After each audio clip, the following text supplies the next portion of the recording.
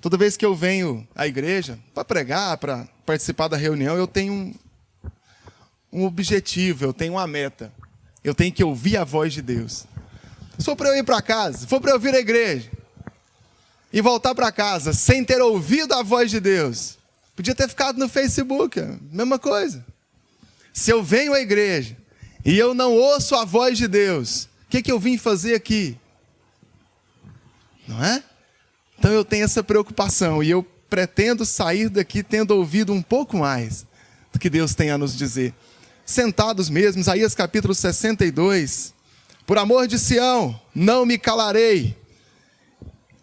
Por amor de Jerusalém, não me aquietarei. Até que saia a justiça como um resplendor e a sua salvação como uma tocha acesa. As nações verão a tua justiça e todos os reis a tua glória, e será chamada por um novo que a boca do Senhor designará.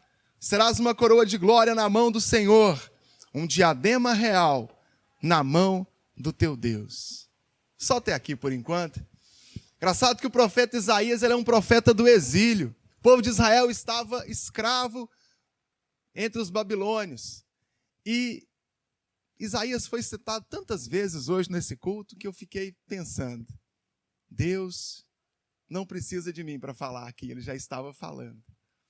E aí o profeta, em dias de tribulação, em dias de pouca esperança, a voz profética trouxe esperança.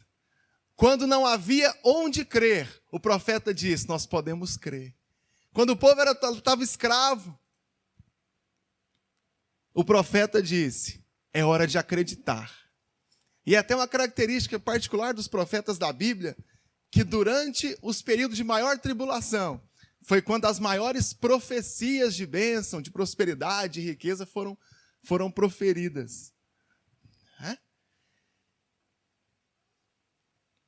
Na qualidade de servos de Deus, nós também estamos exilados. Existe um sociólogo do nosso tempo chamado Zygmunt Bauman. Ele é chefe do departamento de sociologia da Universidade de Leeds. E ele faz um estudo sobre a comunidade e a sociedade. Não é evangélico, talvez seja, mas eu estudei o Bauman esses dias. Que ele fala que a comunidade ela nos precede e que ela vem antes de nós. Quando você nasce em uma sociedade. Essa sociedade ela te ensina o que é bom, o que é ruim, o que é certo e o que é errado. E você faz parte nativamente dessa sociedade, dessa comunidade. E aí o Bauman trata a questão da segurança dentro da sociedade. E eu fiquei pensando uma coisa. Nós não somos dessa sociedade que nós vivemos, não é? Os nossos conceitos morais não são do mundo, são? O que para a gente é certo, para o mundo não é. O que as pessoas que não amam a Deus têm, por exemplo, por uma noite de sábado bem-sucedida, não chega nem perto do nosso, não é?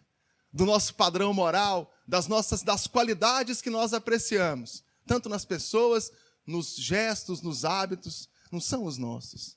Porque a nossa comunidade, a nossa sociedade, não é o mundo em que nós vivemos. Tem alguém do seu lado aí? A comunidade é o irmão que está aí do seu lado. É essa pessoa que está aí. Não tente buscar em outro lugar que você não vai encontrar, vai achar aqui. Quando eu leio o profeta Isaías, quando ele disse para o povo que estava exilado, eu vejo que a igreja hoje, ela está exilada. Ela está num lugar, numa terra que não é a dela. Eu vivo entre pessoas que não são os meus, que têm hábitos, que têm costumes, que têm uma vida que não é a que a Bíblia me diz para ter. Então eu vivo nessa mesma condição de exilado, de escravo, de alguém que está numa terra que não é a minha. A minha terra não é essa. Quando eu tenho amigos que não são evangélicos, eu vejo isso claramente. Porque o que para mim é bom, para eles não é. Você tem amigos assim também? Você conhece pessoas que não compartilham dos mesmos padrões morais que o seu? Religiosos? O mesmo conceito sobre as coisas? E aí o profeta Isaías nos fala isso. Olha para o versículo 1 de novo. Por amor de Sião, não me calarei, e por amor de Jerusalém, não me aquietarei, até que saia a sua justiça como resplendor, e a sua salvação como uma tocha acesa.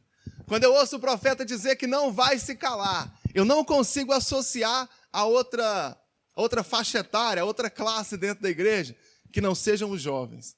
Onde é que nós vamos encontrar um velhinho já, no fim da sua carreira com Deus, dizer que vai ter energia para pregar, para dizer as verdades de Deus, até que Deus se manifeste? Isso aqui para mim tem cara de jovem. Isso aqui para mim tem cara de alguém que tem vigor, tem cara de alguém que está começando a vida agora, e que vai dizer, eu não vou me calar, enquanto Deus não mudar a minha sociedade. Enquanto Deus não mudar a minha rua. Vamos fazer uma avaliação microambiental? Se Deus mudar a sua rua, nosso setor já está ganho para Jesus. Não é? Se o Senhor ganhar, você ganhar o seu vizinho, e você vai dizer, eu não vou me calar, enquanto esse dia não chegar. Eu vou proclamar as bênçãos de Deus. Eu serei um porta-voz dessa boa nova que é o Evangelho de Deus, enquanto Deus não derramar o poder dele. Isso, para mim, tem cara de jovem. De alguém que tem esperança e que sabe que Deus vai agir. E que tem consciência de que cada palavra sua é importante. De cada gesto seu é importante. Porque eu e você, nós somos o reino de Deus nessa terra. O profeta Isaías profetizou em relação a Jerusalém, que estava destruída e que ela seria reconstruída. Neemias reconstrói Jerusalém. Só que no ano 70 depois de Cristo, por Tito Vesperiano, Jerusalém é novamente destruída e levantada de novo após a Segunda Guerra Mundial. Eu não consigo associar essa profecia de forma literal como sendo Jerusalém, mas eu consigo enxergar, eu consigo crer que aqui Isaías estava falando da igreja. Jerusalém sempre representou Deus, a glória de Deus. Até hoje nós temos o hábito de dizer Jerusalém celestial, Jerusalém de Deus. Essa é a igreja. Quando Isaías fala que ele quer ver a glória de Jerusalém, ou de Sião, que é um modo poético de chamar Jerusalém, eu consigo ver a igreja de Deus. Essa é triunfante. E que outra instituição representa a glória de Deus nos nossos dias? Que outro lugar nós podemos dizer, lá se fala de Deus, ali está a glória de Deus, senão a igreja? Agora, a igreja por acaso é esse lugar aqui, essas cadeiras, equipamento de som, iluminação? Nunca foi. A igreja sou eu e você. Quando nós nos reunimos, quando você está lá no Facebook, se compartilha ou não aquela imagem lá que eu também achei engraçado, você vai pensar, eu sou a igreja de Deus. Eu sou a voz de Deus nessa terra. Isso é bom ou ruim? Eu devo fazer ou não? Isso é ser a igreja de Deus. Esse é o jovem que vai dizer, eu não vou me calar enquanto Deus não se manifestar. No Brasil? Não, na minha rua. Vamos começar pela sua rua. Vamos começar pelas pessoas da sua faculdade, lá do seu colégio. É lá que Deus vai falar com você. Versículo 2. As nações verão a tua justiça e todos os reis a tua glória. E será chamada por um novo nome, que a boca do Senhor lhe designará. Nós conhecemos muitas vezes, muitos casos na Bíblia em que o nome das pessoas foram mudadas depois de ter um encontro com Deus, depois de ter a sua vida mudada pelo encontro com Deus. Posso falar de Paulo aqui, que se chamava Saulo, de Isaac, que se chamava Jacó. E a igreja de Deus, ela vai ter um novo nome, porque ela vai ser impactada pela presença de Deus. A igreja vai ter um nome que o próprio Deus vai chamar, que vai sair da boca dele, digno, um nome digno da nova condição que ela vai ter. Da condição de ser um referencial da presença de Deus, da condição de que a igreja, quando eu falo igreja, eu falo você. Não estou falando dos pastores que lideram essa igreja. Não estou falando dos obreiros, estou falando de você. Jesus está preocupado com você, e você é a igreja de Deus. Que isso é o que Deus tem para você hoje. Quer te dar uma nova condição, quer te dar um nome compatível com a nova posição de glória que Ele vai dar para a igreja. Isso. Versículo 3, será uma coroa de glória na mão do Senhor e um diadema real na mão do seu Deus. Um rei é simbolizado pela coroa. Concordam comigo? Não existe rei sem coroa, não é? Apesar que a coroa não é o reinado, mas representa a autoridade do rei. E aqui o profeta nos fala que a igreja, ou que Jerusalém, posso dizer que nós, seremos uma coroa na mão de Deus. E eu reitero o que eu acabei de falar, de que a igreja será a representação do poder de Deus na nossa sociedade, de que a igreja vai representar o poder de Deus que nos nossos dias, que você será um representante genuíno da presença de Deus. Do mesmo modo como a coroa, ela demonstra e ela é a figura da autoridade do rei, a igreja vai representar o poder de Deus aqui e nós faremos essa diferença. Você vai fazer essa diferença, essa coroa nas mãos de Deus. Deus quer isso de você hoje. Deus quer isso de mim, que nós sejamos esse referencial, essa coroa de glória. Deus espera que a igreja, que você, seja um instrumento da vontade dEle. Que nós sejamos um instrumento do poder de Deus. Quando eu falo isso, eu falo muito mais do que vir ao culto. Muito mais do que vir ao culto e chegar na hora. Muito mais do que vir ao culto e fazer parte. Que você seja, em cada instante do seu dia, um genuíno servo de Deus, um genuíno cristão, uma genuína serva de Deus. Eu não gosto da expressão prazeres do mundo, que eu acho que no mundo não tem prazer. Isso é um paradoxo. Você já tomou adoçante? Quem já tomou adoçante aqui? Quem tem que tomar adoçante? Alguém aqui? Bom, adoçante, enquanto você bebe, é gostoso, mas depois com gosto amargo na boca. Ou é só eu que sinto isso? Eu fico com gosto amargo na boca depois. É igual tomar refrigerante diet. Fico com um gosto ruim na boca. Esse é o pecado. Durante a prática do pecado, durante o ato, pode até ter algum prazer, mas imediatamente após, você sente o amargo que foi ter pecado na presença de Deus. Então não existe prazer no mundo, existe prazer aqui. O que existe lá é ilusão. O que existe lá são pessoas que precisam ouvir a voz de Deus. E quem vai pregar para essas pessoas? Você e eu. Você e eu, nós vamos falar, nós falaremos, nós somos essa coroa, esse instrumento nas mãos de Deus, e que Ele vai usar nos nossos dias, que Ele vai usar para os nossos vizinhos, para os nossos familiares, para as pessoas que trabalham conosco, que estudam conosco.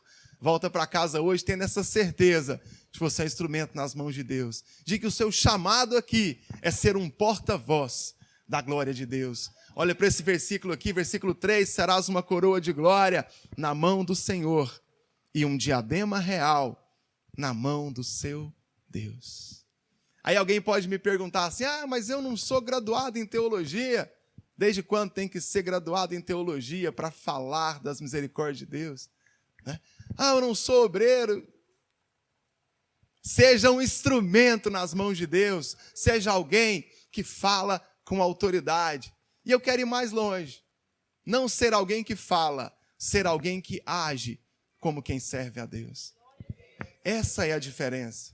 Sabe aquela pessoa que quando chega no lugar, as pessoas param de contar a piada que você chegou?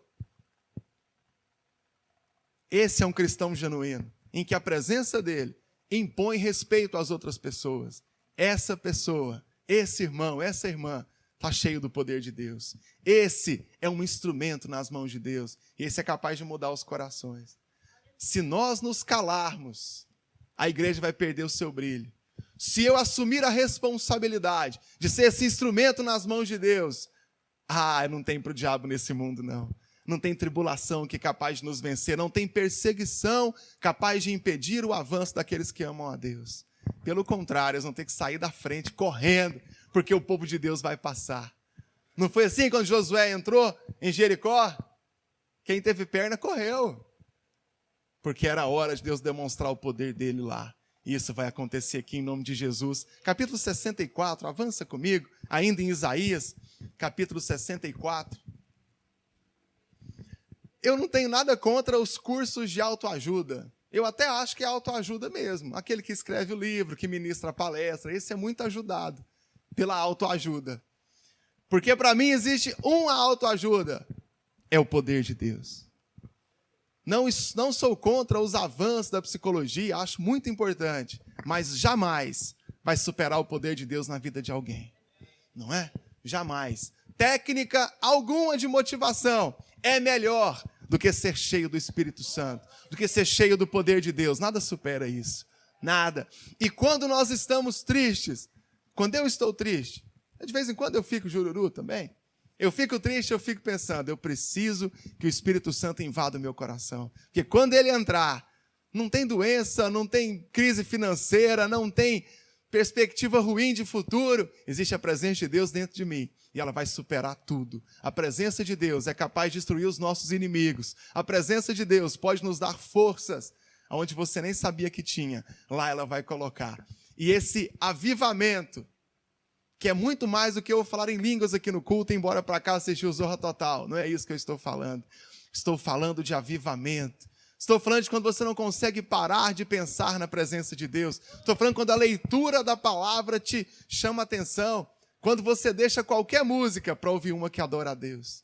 Quando você não consegue conversar com duas pessoas sem dizer, hoje Deus falou comigo. Eu estava lendo a palavra e eu fui tocado. Quando você não consegue ficar muito tempo sem vir à igreja. Quando a chuva não te atrapalha a vir, quando uma visita em casa não te atrapalha, quando não tem jeito mesmo de vir à igreja, você fica chateado em casa. Não, tá certo. Hoje não foi domingo, eu não fui adorar a Deus. É esse avivamento que nós precisamos. Isaías capítulo 64, versículo 1.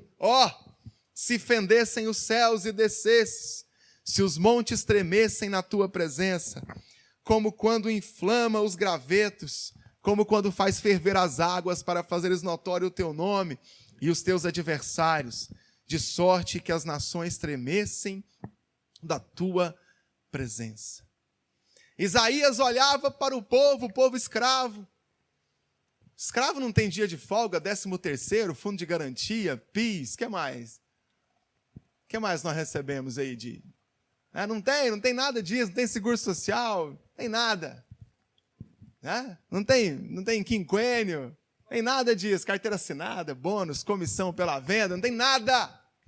Aí Isaías olhava para Jerusalém destruída, sem a menor esperança. Para que vocês tenham ideia do baixo nível espiritual que eles viviam, o hábito de orar continuamente, ele vem do exílio babilônico. O povo estava escravo na Babilônia, não tinha tabernáculo, não tinha como oferecer sacrifício, não tinha como celebrar as festas. Que em Levítico 23, tem Levítico inteiro, mas em 23 especial tem algumas festas lá. Não tinham como celebrar essas festas, o povo começou a orar. Não tinha como fazer o ritual religioso, mas tinha como orar. Até antes do exílio, cada um sabia exatamente qual era a sua tribo. Das 12 tribos de Israel, depois do exílio, ninguém mais sabia quem era a tribo de quem. Vocês podem ver que os evangelhos, Mateus, Marcos e Lucas, eles trazem uma genealogia, Mateus e Lucas, porque eles não sabiam mais quem era a tribo de quem.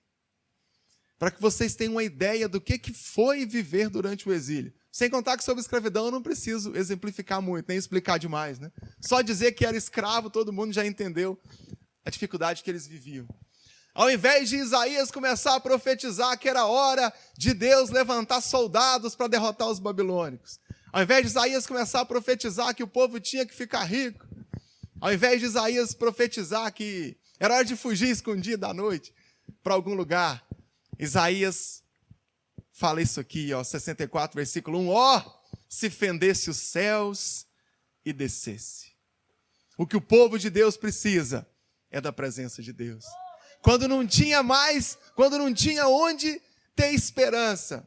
Do mesmo modo que o autor de Hebreus fala de Abraão, que ele creu contra a esperança. Isaías olha e não tem boas perspectivas de futuro. Aí ele ora e diz, se fendesse os céus e descesse. Se essa noite Deus descesse, se o céu se abrisse e a presença de Deus viesse.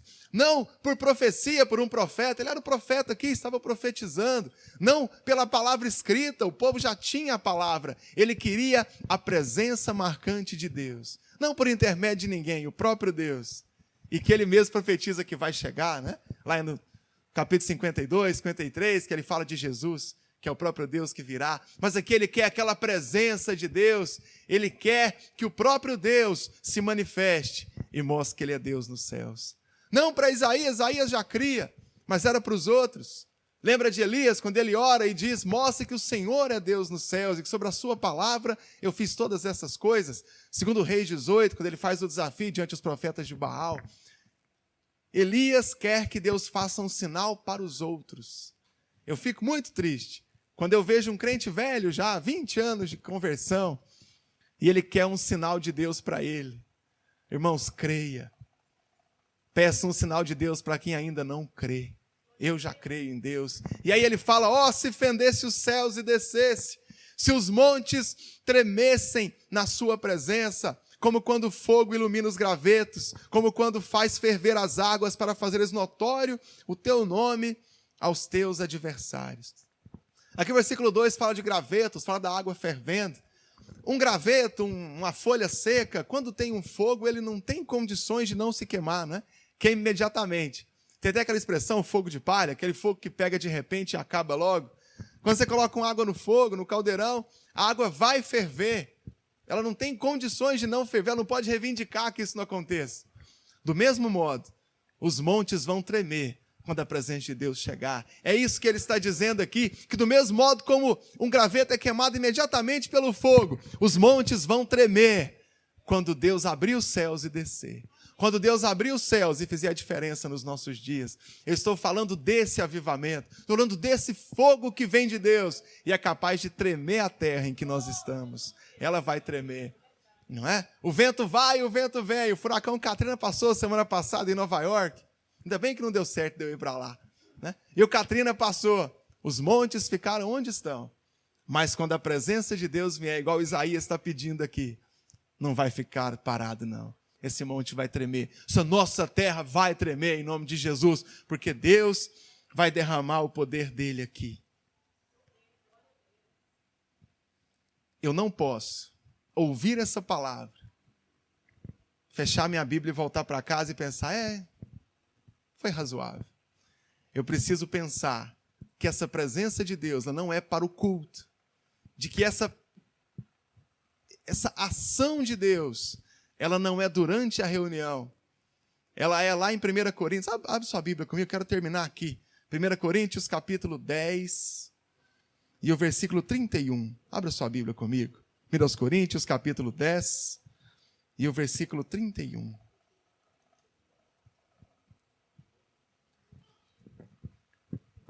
1 Coríntios capítulo 10, versículo 31. Portanto, quer comais, quer bebais, ou façais qualquer outra coisa, fazei tudo para a glória de Deus. Eu ainda não sei como. Eu vou escovar os dentes para a glória de Deus. Eu ainda não sei como. Eu vou pentear o meu cabelo, apesar que quando está curtinho não precisa.